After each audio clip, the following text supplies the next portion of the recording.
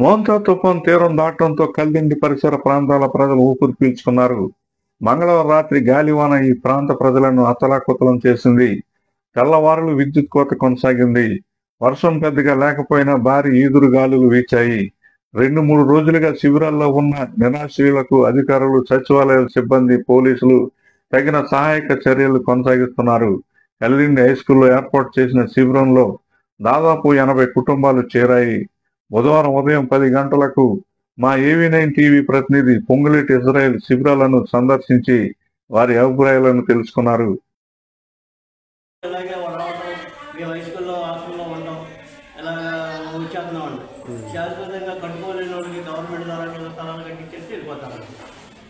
Government లోపల ఇచ్చారుగా మీకు స్థలాలు. కొంతమంది కట్టుకున్నారండి, కట్టుకోలేనటువంటి వాళ్ళు అసలు కట్టుకోలేని వాళ్ళు ఉన్నారండి. కట్టుకోలేకుండా కొంతమందికి ఇళ్ళ స్థలాలు కూడా ఇవ్వలేదండి. కొంతమందికి ఇళ్ళ స్థలాలు ఇవ్వలేదు సార్. ఇవ్వలేని వాళ్ళందరికీ ఇచ్చి ఏర్పాటు చేసి ఇల్లు కట్టుకునే వాళ్ళకి గవర్నమెంట్ ద్వారా ఇల్లు కట్టించేసి వెళ్ళిపోతున్నారు. శాశ్వత పరిష్కారం చేయాలి. ఇక్కడ ఉన్న వాళ్ళకి ఎవరికైనా సరే బీపీ కానీ, షుగర్లు కానీ, వాళ్ళకి ఏదైనా జ్వరం వచ్చినా కానీ, వాళ్ళకి ఏదైనా ఒళ్ళు నొప్పులు వచ్చినా కానీ, తడిలో నడుస్తూ ఉన్నారు కదా, వాళ్ళకి కాళ్ళు పాసిపోయినా కానీ, వాళ్ళకి సంబంధించి ఏ మెడిసిన్ కావాలన్నా మా దగ్గరకు వస్తున్నారు. మేము అన్నీ చూసి వాళ్ళకి ఏదైతే కావాలో దానికి సంబంధించి వదిలిస్తున్నాము. దానికి సంబంధంగా మాకు వచ్చిన పేషెంట్లందరినీ ఒక బుక్లో రాసుకుంటున్నాము. రాసుకొని వాళ్ళకి ఇంజక్షన్లు అయినా, టాబ్లెట్లు అయినా, ఆయింట్మెంట్ అయినా ఏది కావాలంటే అది ఇస్తున్నాము. ఇక్కడ హెల్త్ క్యాంప్ పెట్టాము.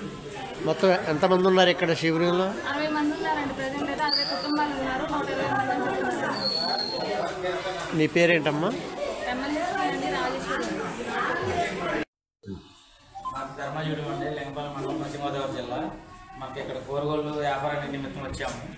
వస్తే అక్కడ అధికారులందరూ చూసి గాలి తుఫాను భారీ ఎత్తున ఉందని చెప్పి నాకు చెప్పారు. అక్కడి నుంచి అధికారులు తీసుకొచ్చి మమ్మల్ని ఇక్కడ హై స్కూల్లో జాయిన్ చేసి ఇక్కడ భోజనాలు కానీ, టిఫిన్ కానీ అన్ని సౌకర్యాలు బాగా చూస్తున్నారు. ఇక్కడ వైద్య సౌకర్యాలు అన్ని బాగా చూస్తున్నారండి. హాస్పిటల్ నర్సులను కూడా 2-3 పెట్టారు, తాటలను పెట్టారు. అన్నింటిలో కూడా మాకు ఇబ్బంది లేకుండా చూస్తున్నారు. టిఫిన్ చేశారా? పొద్దున్నే టిఫిన్ పెడుతున్నారు, మధ్యాహ్నం భోజనం పెడుతున్నారు, మళ్ళీ సాయంత్రం భోజనం పెడుతున్నారు, టీ ఇస్తున్నారు.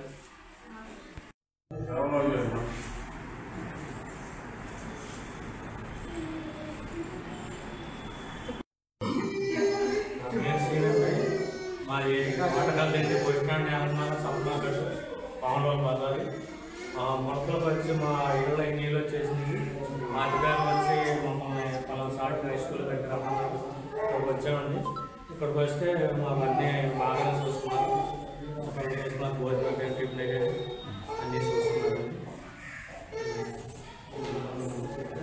నీటి మాత్రం ఇళ్ళకి బాగా వచ్చేసింది. మొత్తం చాలా పిల్లలు చాలా ఇబ్బంది పడుతున్నారు.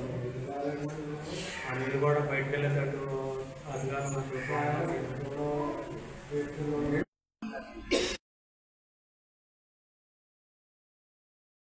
గత 3 రోజులుగా భోజన సదుపాయాలతో పాటు వైద్య సేవలు కూడా అందుతున్నాయని నిరాశ్రయులు తెలిపారు. కల్దిండి, పటమటి పాలెం, కోరుకొల్లు ప్రాంతాల వాసులు ఈ శిబిరంలో చేరారు. శిబిరంలో తలదాచుకున్న వారికి ప్రభుత్వం బియ్యం, ఆర్థిక సాయం చేయాలని బాధితులు కోరుతున్నారు. పటమటిపాలెం గ్రామ శివారు చెరువు కట్టపై నివసిస్తున్న 30 కుటుంబాలను ఈ శిబిరంలో చేర్చగా వారిని పరామర్శించడానికి గ్రామ సర్పంచ్ సానా మీనాకుమారి వచ్చారు.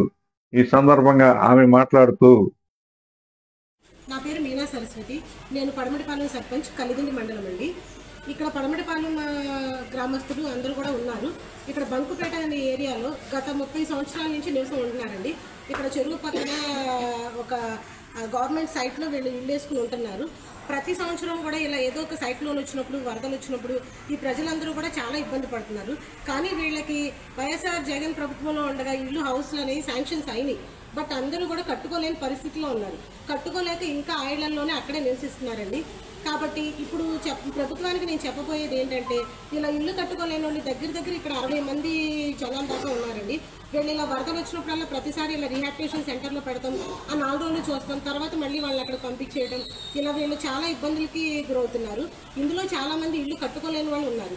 దయచేసి ప్రభుత్వం దీన్ని గమనించి ఇలా ఇల్లు కట్టుకోలేని వాళ్ళకి స్థలమో డబ్బులో మీరు అలాంటి ఏర్పాటు చేయకుండా కొంచెం ఇల్లు కట్టివ్వాల్సిందిగా కోరుచున్నామండి. నేను మా గ్రామస్తులందరి తరఫున అలాగే ఒక సర్పంచ్గా ప్రభుత్వానికి నేను తెలియజేస్తున్నానండి. దయచేసి ఒకసారి ఇది గమనించి వీళ్ళందరికీ కూడా ఇల్లు సమకూర్చగలరని కోరుతున్నామండి. ధన్యవాదాలు. బాధితులకు ప్రభుత్వం పూర్తి బాధ్యతతో పక్కా ఇల్లు నిర్మించాలని కోరారు. AV9 టీవీ ప్రతినిధి పొంగులేటి ఇజ్రాయెల్ కల్దిండి.